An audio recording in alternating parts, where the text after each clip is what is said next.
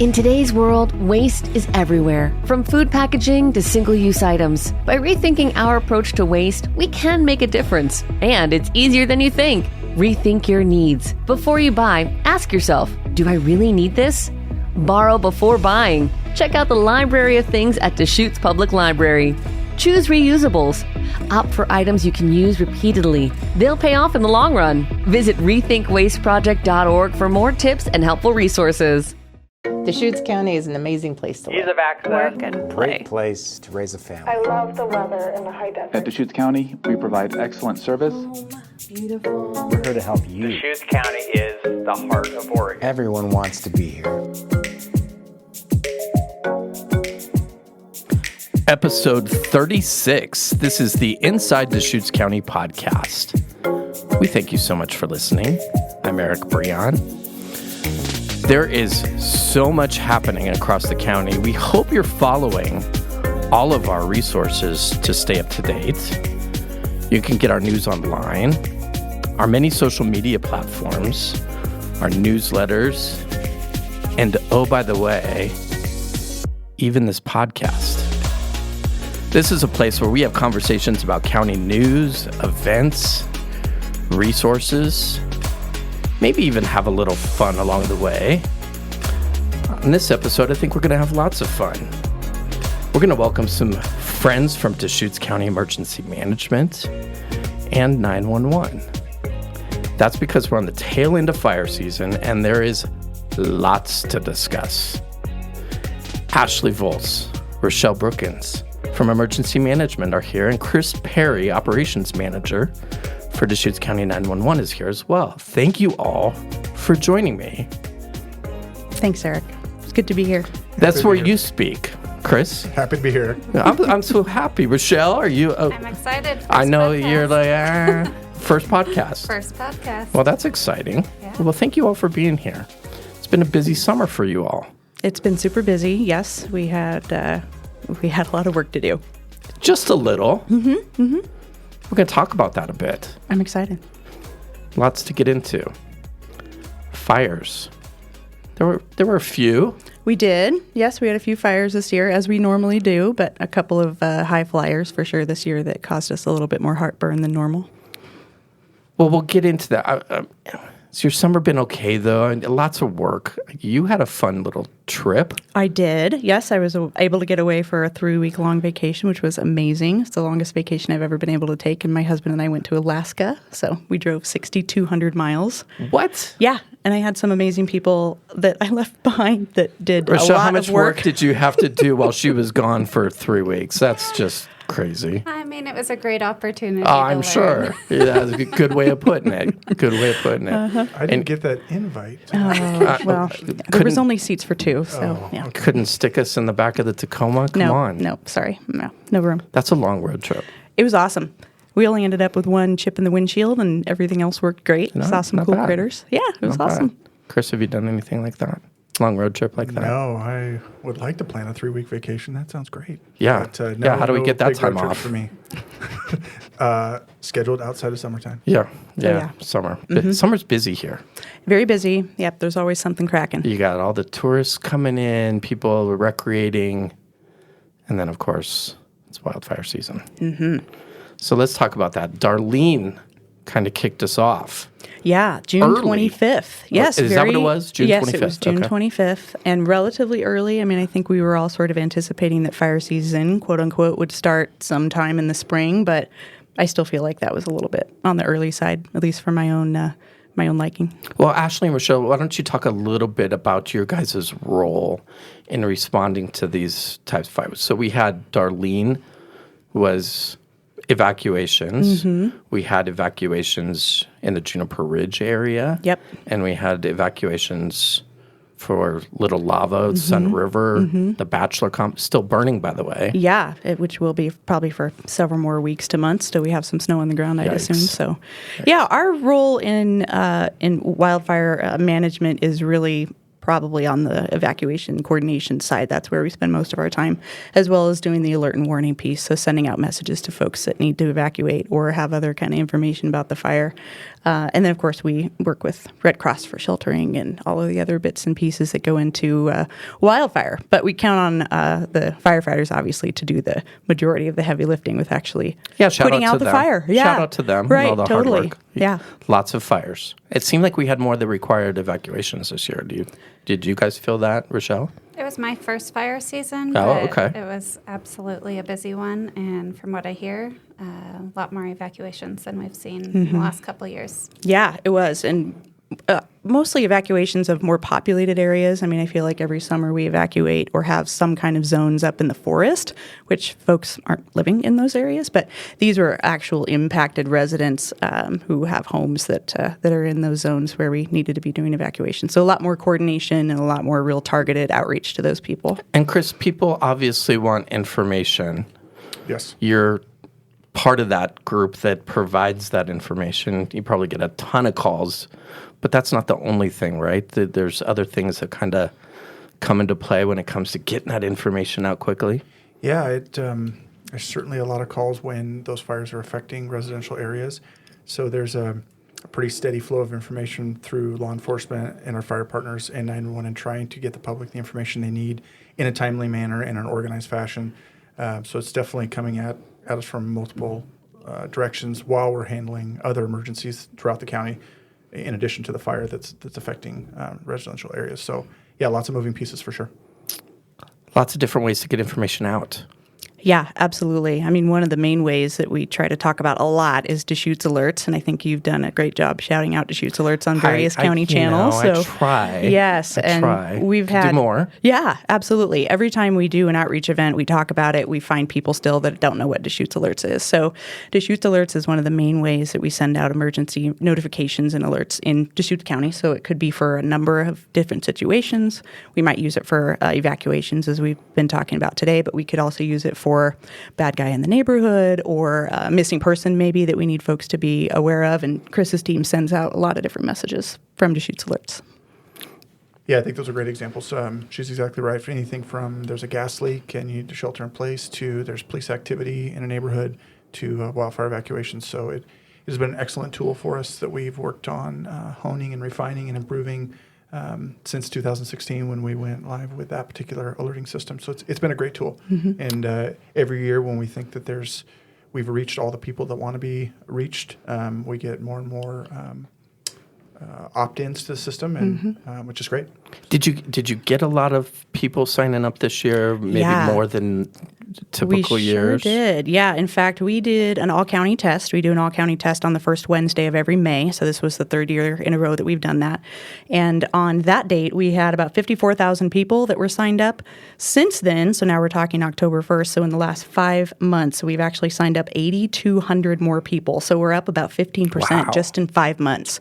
And as Chris mentioned, we've had the system a little less than 8 years. So to have that much of an increase in such a short amount of time is really a great success for us. That's pretty good growth. Yeah, totally. And we had about 1,200 people. I credit the social media channels. Absolutely. Yes, I credit the Little Lava Fire because we had 1,200 people sign up just during that 1 week span that the Little Lava Fire was impacting the Sun River community. So a lot of questions about that and a lot of concern about that. And I know, Rochelle, you and I worked at the Darlene Fire. We did the virtual community meetings, and there's just so much that goes into the response to these things and all the different avenues in which you get information out. Mm-hmm.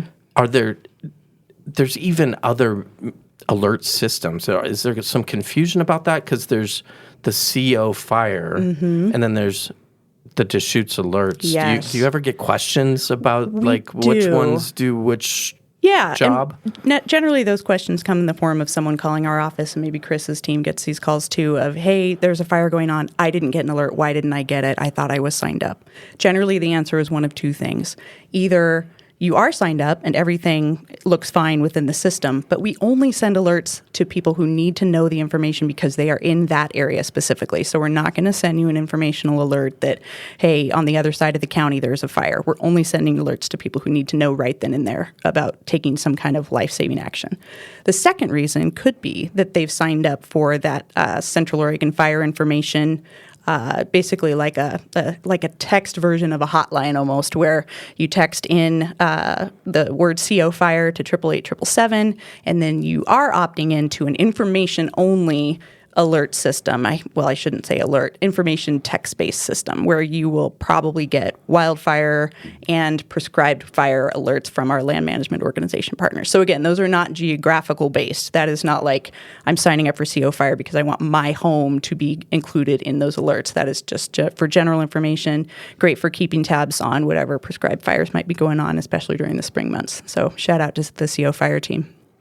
Yeah, they do lots of work during this time of year, too. Mm-hmm. There's other things, too, right? I mean, that 911 helps with. And Actually, spot on that they're definitely, those are two distinctly different things, but they can look very similar on people's devices, and it often raises questions.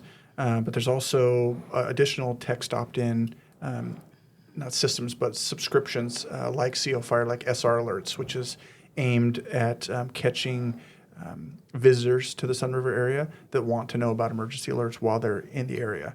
So we definitely get questions about why am I still getting alerts, and maybe somebody that came in from the valley to visit and now they've returned and they forgot to text stop to that SR alerts, and they're still getting alerting. And since it's an anonymous opt-in system, there's no way for us as administrators of the system to go in and say, oh, hey, Dan Smith, I can delete him or remove him, because it's designed to be anonymous for people that just want temporary information. So there's some confusion, but we are always working to refine that and make sure that the right message is getting to the right person in the most timely manner we can. And I would say too, Eric, just for clarification, if folks are confused about which one they might be signed up for, they can always call our office. We're at 541-388-6501. Did I get that right? Okay, yeah. I've only worked there for 8 years. So they can always call us and we can check. If we can't find them in the Deschutes alerts, the true alert and warning system, if we can't find them there, we're probably going to suggest that they go into their phone, into that text message stream, and just type the word stop, and that will opt them out of that keyword system, which is that other sort of sister parallel system. Well, that's good information. Yeah. Where does wireless emergency alerts come into play in all this? A great question. So WIA, the acronym for Wireless Emergency Alerts, or IPAWS, which is the same thing. Integrated Public Alert and Warning System. Great job. Is a FEMA-based technology that I can most compare it to Amber Alerts. So it's cellular tower based, and it activates on your phone more or less whether you want it or not, and it comes up just like an Amber Alert on your lock screen or if the phone's open. And if you are a entity like 911 or emergency management, you can apply with FEMA to have that ability. And most counties, if not all throughout the state, have that. And in more extreme situations, typically for us, like level 3 wildfires, we would use the WIA technology to notify people that are likely not opted into Deschutes alerts. We've historically used it in the wilderness areas where there's known hunters. This year we used it in the Powell Butte area when we knew there were ATVers in the area that they're likely or hopefully registered to their home in wherever, Bend, Revin, Lapine, but they're out on an ATV and we really need to let them know, hey, there's a fire here, you need to leave immediately. So we'll use the WIA technology to hopefully notify anybody in this swath of area that we identify on a map. And it's not an exact science, and it typically overshoots what we want, but it's better to over-inform than under. And last year, the year before, we used it up in the Cascade Range for fires that were along the crest with Lane County, and we knew there were hunters in those woods, and we used it for that. And it's been pretty successful, too, if I remember right. Maybe it was that Pete's Lake fire that we had some deputies that were up there kind of hitting the campgrounds and letting people know. And when you sent out the WIA alert, they actually encountered people on the road that were holding up their phone going, I just got this alert, I don't know what this means. And so we knew we had real-time feedback that, that alert went to the right people. Yeah, we try to reserve that for only the most extreme circumstances.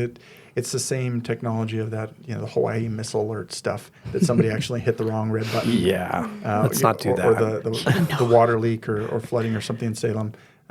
So it's definitely a little bit of a nervous situation. Only a few of us, myself included, hold the keys to that technology. To the red button. To the red button, and it's generally me. So I kind of... No pressure. No pressure there's a little bit of pressure, but we've used it fairly successfully, and I think the key is just taking your time a little bit, even though time is of the essence in those situations, and making sure you're quadruple checking things and so you're not notifying more people of an imminent threat than is necessary. Yeah, Rochelle, totally. let's talk about pressure. Oh, I mean, you're fairly new to the department, not to the sheriff's office itself, but to your role. Is there a lot of pressure in this job? Like, how do you absolutely. how do I you think feel it? in the heat of the moment? Definitely a lot of pressure to get things out in a timely manner. I think the biggest thing is just being adaptable to the evolving needs at the time. Seems to change Yeah. like throughout the process. Being nimble, So, right? Yeah. Yeah. So I think really just being adaptive to the ever-changing needs. I would think empathy comes into play for a lot Yeah. of the people who you might take calls for. Do you find that people are just confused and you're just there to help with a lot of simple things sometimes too? Absolutely. And when you hear the fear in our community's voice, it definitely brings it home and puts value on what we're doing. Yeah, I was going to say, I mean, that probably makes you feel good at the end of the day, knowing when you put head to pillow that you had an impact on informing, protecting, people in their, Yeah. serious moments of their lives. Yeah. 100%. And we have lots of community members here, too, who have been impacted by wildfires that we obviously hope to never see in this community. Camp Fire, for instance, that impacted Paradise. We have some actual colleagues, actually not here at the county, but outside collaborator colleagues who lost homes in that fire. So, yeah, it's very real, and we encounter people every day who've had loss from wildfires. So it's nice to be able to help out, even in the sort of the behind-the-scenes work of pulling these pieces together. Another tool is the emergency dashboard. Yeah, we love the dashboard. I want to ring that bell. Totally. Because it's a super cool tool. It's almost all-inclusive. Like, you go there and it's just like, Yeah. you got the maps, you got the evacuations, you got the social media posts, you got I don't know if the press releases are in there, but just lots of information. Yeah. Talk a little bit about that, and because it's still kind of a fairly new tool. It is, yeah. This was really the first year that we've utilized it, I would say, from start to finish for fire season. And our partners at Deschutes County Information Technology, the GIS team specifically, helped us build the dashboard. I went to them with a vision, basically scribbled on a piece of paper and said, hey, it'd be cool if we had a map and maybe like some other tools all on the same page. You think you can make that happen? And in very short order, they put it together, and it works really slick. So the website's Deschutes Alerts. I'm sorry, that is to sign up for Deschutes Alerts, is DeschutesAlerts.org. The dashboard is Deschutes.org/emergency. And what you'll find when you visit is a tab for whatever incidents might be going on. It's got a map of where the evacuations are and what level they are. If we've identified shelters, they'll be on the map too, both people shelters and animal shelters if we have those open. And then there's various other tabs that we're building out right now. So we're hoping to bring those on board and kind of gussy them up a little bit over this next season, but you'll find information about what evacuation zone you might be in. So if you've been watching the Watch Duty app over the summertime, you might have noticed that they lean heavily into the zones idea. You can find your zone. You can find roads to leave your neighborhood safely. You can find all kinds of information specific to evacuation under the Evacuate tab. So there's lots of goodies on the dashboard. That's got to help even 911 call takers too, I would imagine. Yeah. I mean, do they use that, or what other tools do they use when they get calls about fires?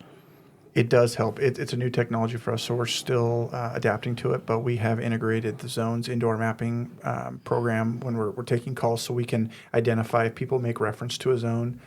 We can identify that on the map, and instead of identifying evacuation areas by this road to the east and this road to the west and this mountain to the north, we can say zone 637 and 523, and that language is understood from dispatcher to the supervisor or myself sending the alert to Ashley and Nathan and her team, and Nathan. So yeah, it's a common language. So we are getting used to it, and it's working really well. Mm-hmm. And it's even down to the level of our patrol officers at all the city PDs and also the sheriff's office having the ability to see the zones on their mobile device in their patrol car. So they can actually call out, hey, I'm on scene. I need you to evacuate Lapine 321 or whatever it might be. And so that information goes to Chris's team, and they can get out the alert in rapid order. I was going to ask if it's mobile friendly. Which tool?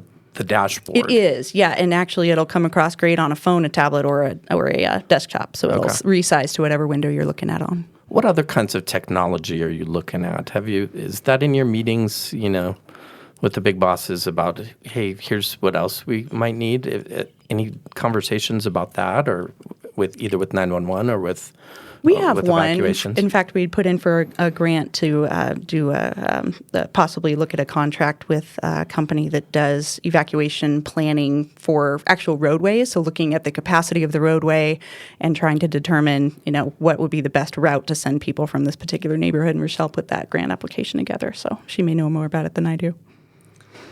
It's still a work in progress, but work in progress. Yep, Okay. it would analyze the layout of the city and give better route recommendations. So, Yeah. Oh, that's pretty cool. along with many other things, but more to come. But there's so much emerging technology regarding even using AI tools to determine kind of like best route type stuff. So, yeah, really interesting.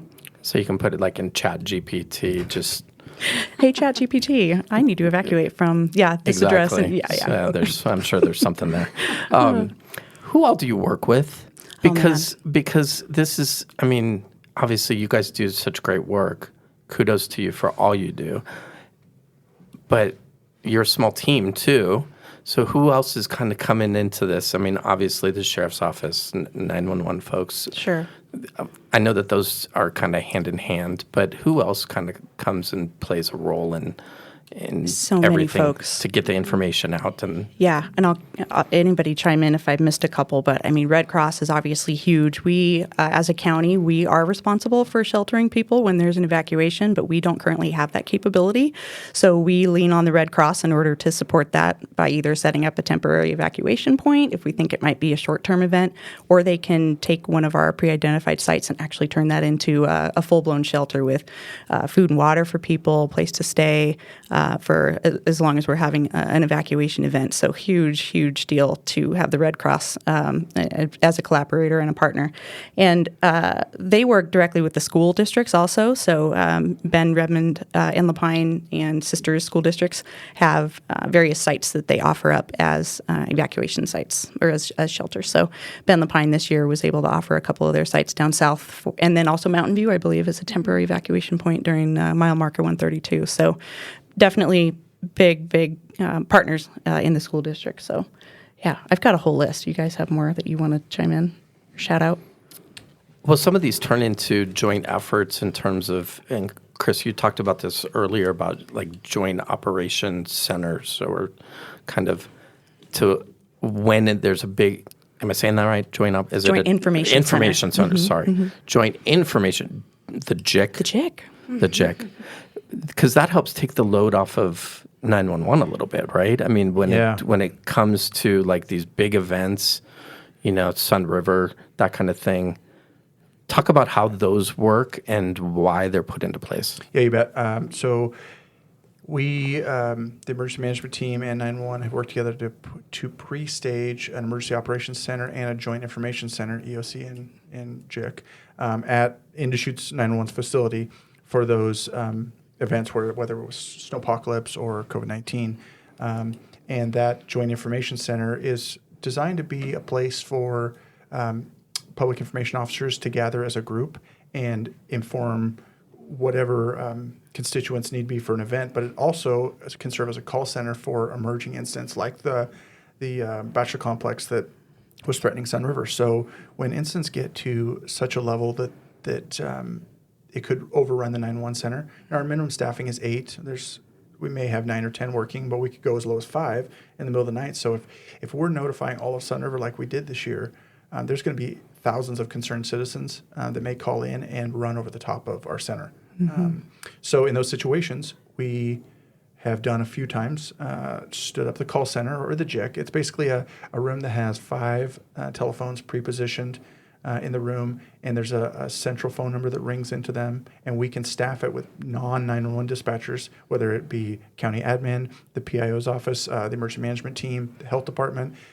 We've had Forest Service, PIO. We've had a number of our partners come in to help, more or less, and man those phones and take calls from concerned citizens and be able to either correct their Deschutes Alerts account, or just reassure them that this is the alert you got is really what it is, or correct that information. Just provide some reassurance so the staff at 911 can continue to deal with the day-to-day emergencies that are still coming in while this fire is happening. So Sun River was a great example, and I think it worked really smooth. We did that twice. Yeah, 2 nights in a row, I think. Yeah, 2 nights in a row on Monday and Tuesday night, where and we fielded pushing 100 calls. It was maybe a little bit less than we were expecting, but Yeah, I was going to ask, like, how are people seeing that? Do they know? yeah, I think it was a little under 100 calls, and we have the ability to change the caller ID on the Deschutes Alert message to help point those people to that call center, and we did that on that occasion. Normally, it goes to the caller ID shows on the number, even though it's 911 staff sending it, it shows a number that will give the caller a recording of the message that was just sent out, and that usually helps. People usually will screen the call and wonder, why did I get this call? Maybe not listen to the voicemail, and they'll just hit redial, and you'll get a message that's one of our county IT guys and says you've reached Deschutes Alerts. For the most recent message, press 1, and it'll play back all of the language that was just sent out, and usually that helps with, hey, why are you calling me? Or who is this to begin with? Yeah. Yes. And then if you don't want any more messages, which we definitely get those, or if you need help with your account, then there's a couple avenues where people can go through that phone tree, and that ends up generating an email to Ashley and Rochelle and Nathan and I that we can help those people. But to make a long story longer, we can. Keep going. He's a pro talker. We can Keep change going. that You're going to be the caller ID. host of this podcast here pretty quick. In those cases, it went to the call center, and we were able to No, it's all good information, Chris. Thank you. I think one of the big themes at the JIC too was, I need to either change my alert, or why are you calling me? Or we have lots of people in Deschutes Alerts who sign up for a loved one with their loved one's address. So maybe they're in Eugene or something, and they get this alert for their loved one. So they want to call in and get a little bit more information. Maybe their loved one is elderly or doesn't have the ability to track that info on their own. So they call in and ask more questions, which is great. We encourage that. Are you guys tired? Yeah, I'm a little tired. Are you just and looking I even forward had a big to break, snow, and I'm still Rochelle? tired. Are you just, you're like looking at the forecast. I mean, it was in the 80s today still. Yeah.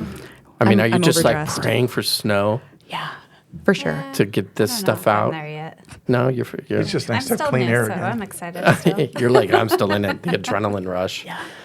Man. I think we're all ready. I mean, we have so much stuff we need to clean up as far as just little processes and projects that we had to shelve for being in more of the response side of things for the summer that now we'll pick up. And because this isn't the only thing we do. It sometimes feels like it's the Right. only thing we do. But yeah, we'll be able to pick up some of those other things. But Because the next thing is weather, right? Yeah, I mean, winter probably storm. winter storms. yes, you and know, fun fact, winter storm is actually the number one hazard to potentially befall Deschutes County. So a lot of folks think it's wildfire, but it is actually winter storm based on the probability and the impact. So it's a little Interesting. tidbit for you. If you'd like more information, please pull out the 800-page Deschutes County Multi-Hazard Natural Mitigation Plan.